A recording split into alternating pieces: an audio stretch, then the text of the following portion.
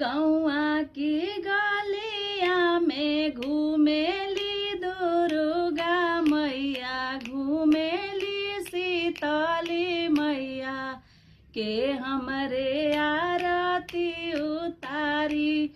ए सेवकवा हमरो के हमरे आरती उतारी। ए सेवकवा हमरो अपनी महलिया में से निकले लिया भय के मम्मी, निकले ली श्रेयांश के मम्मी, हमर रे आरती